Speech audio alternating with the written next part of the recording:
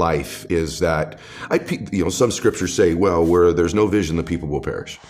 Whatever your scriptures are. Really, do you have no vision? If you ask the average person, you want to be happy or sad? What's your vision? They'd say, I want to be happy. You want to be rich or poor? Most people say, I'd like to be rich. Do you want to contribute or make no difference in the world? I want to contribute. Do you want beautiful memories or no memories? I want memories. So there's a vision. Our issue is depth perception. We think it's further away than it is. And because we think it's so far away, Jay, we create patterns and behaviors in our life that perpetually keep it there. And that's what we do in our life. But what if that's the great lie of life? And what if the truth is that you're one relationship away, one meeting away, one conversation, one podcast, one interview, one new thought, one new emotion, one new tactic or strategy away from completely changing the trajectory of your life? Everyone that you and I know that we both work with, that we're blessed to work with in our lives, the truth is it was one decision, one meeting, one extra rep, one more phone call, one thing they did that changed their trajectory. And then the question then becomes, how do I do it? And so the strategies are in the book, but conceptually, that's 100% how you change your life. Is when you live with an expectation that these one mores exist, the reticular activating system in your mind filters them into your awareness. I call it the matrix in the second chapter of the book. When you wake up believing, hey, I'm one decision away, I'm one meeting away, one relationship away, that's not hokey. Your mind begins to filter the people, places, and things into your awareness. You develop something called sensory acuity. You hear conversations you weren't hearing. We've all had that experience where we're on an airplane, I can't stop hearing these people over here. Or you walk in a loud room, but you can hear your own name auditorily over all the other names in the room. That's because it's important to you and it matters. You see things. And so when something becomes important to you and you believe it to be true, the RAS goes to proving it for you. And where I learned this, ironically, I talk about it in the book, is my father was an alcoholic and had tried to get sober many, many times. And I'll never forget it, Jay. We were driving to a baseball game of mine. My dad started crying. I'd never seen my dad cry before.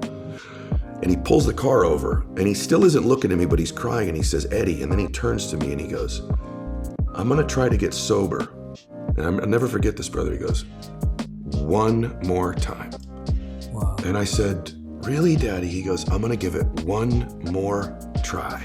And I said to him, I said, why would this be any different this time? And he said, never said this to me before. He goes, because I love you and you deserve a father you can be proud of, and you can't be proud of me right now. And I think every great thing we do in life is one away, but it's also born from love. To talk about your book, when you love people or you love something so deeply, if that love is greater than what the obstacles might be, now you got a shot to do it. Then my dad gets sober. He comes home from rehab. I say, Daddy, are you never gonna drink again?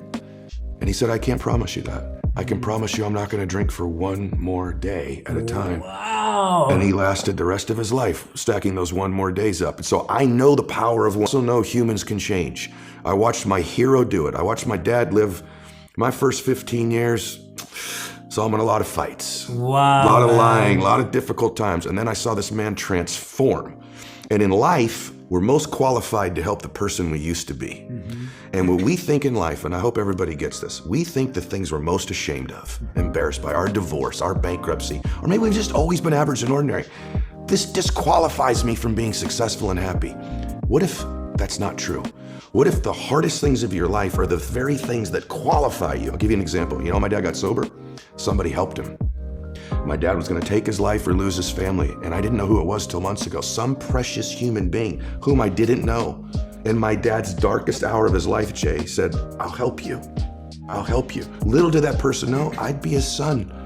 And I'd help millions of people, and I'd be on Jay Shetty's show, and we both help millions of people.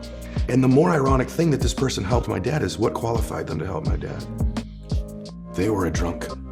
They were an alcoholic. They at one time were a drug addict. They at one time were lying and stealing and living in the shadows. The very thing that person probably figured, that disqualifies me from having a successful life, was the one thing that did qualify them to help my dad. So if you're listening to this and you've had something you're ashamed of, or a failure or a setback, you're most qualified to help the people you used to be. The person that alcoholism they suffered with their drug addiction helped my dad live those one more days forever. That You can survive the temporary pain in your life, and all pain is temporary. I watched my father pass away last year. He was in tremendous pain.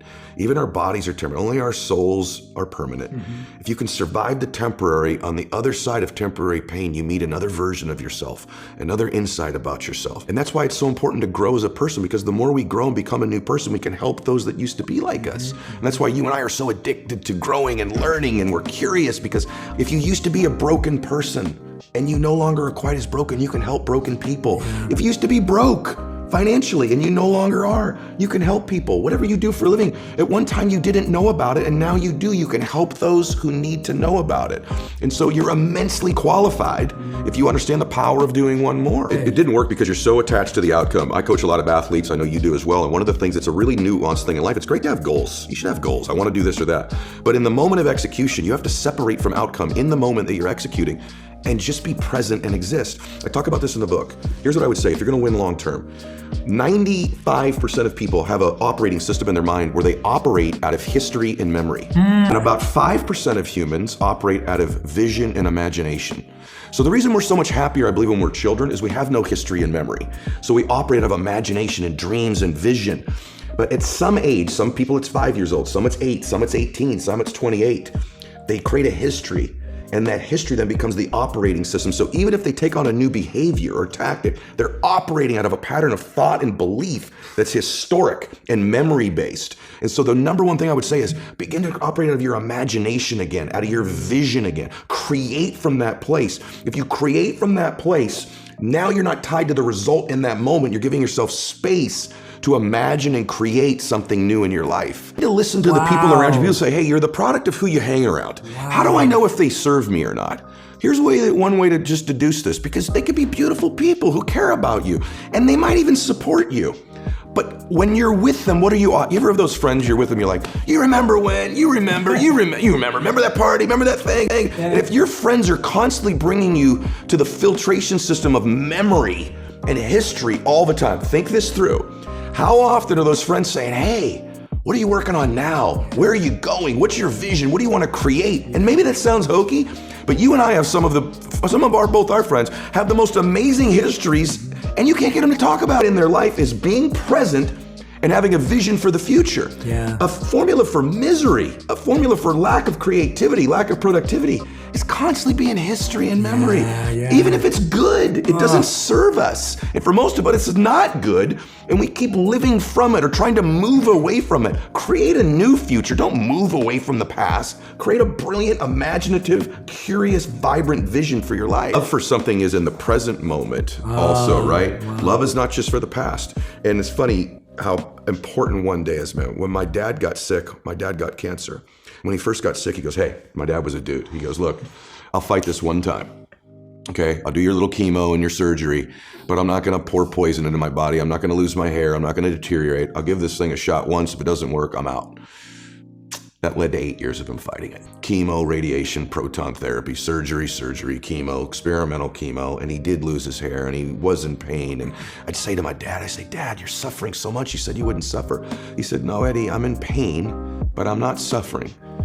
I choose not to suffer. And I'm not suffering because I get to see my grandkids again. And I said, Dad, why are you doing this? And he said, you only understand the power of one day when you're threatened with never having another one. And I'll do anything for one more day. Get to be with you one more time.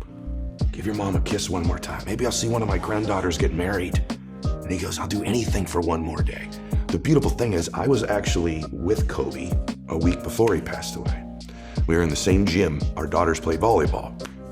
And ironically that day, I watched Kobe walk out of the gym. There was only a couple dads left. It was late at night. He stayed and I stayed. And he had his youngest daughter in his arm and he was rubbing his other daughter's back. And I remember taking note of it because I was with Bella at the other end of the gym and I remember thinking, I don't hug Bella enough. I need to hug, no joke, bro, it's in the book. I went, I gotta hug Bella one more time every day. Not just once a day, plus one more time every day. My daughter's gonna get extra hugs because Kobe does that. What if I could have said to Kobe when he got in his car, Kobe, you have one more week, brother. Tell those that you love them. Get it right. Whoever matters to you, make it right. Call your dad, make it right. Call your mom, call your family. What if the day before you could have said, Kobe, you have 1 day left? And my dad, same thing. I was with my dad when he had 1 day left. I was with my dad when he had 1 hour left. I was with my dad when he had 1 breath left. And when we begin to think of our life that way, the power of right now and having 1 more moment and 1 more minute is so beautiful. It's so blessed. It's so big. It's so amazing. Why would we spend that minute in history? Why would we spend that minute in the past when we could be fully present in creating a future? And so, I think most people think, Jay, everyone else is going to die. I think they just, I'm not going to die. Or they go, I'll get around to being happy. I'll get around to making my masterpiece of my life. I'll get around to my dreams. I'm going to get around to fixing this relationship that's broken. I'm going to get around to feeling those emotions. And then it's another day and another day. And they keep it in the distance until there are no more days. And I don't care if you're 18 years old listening to this, 28 or 48. We don't know if we have 1 more day or 100 more days or 1,000 more days.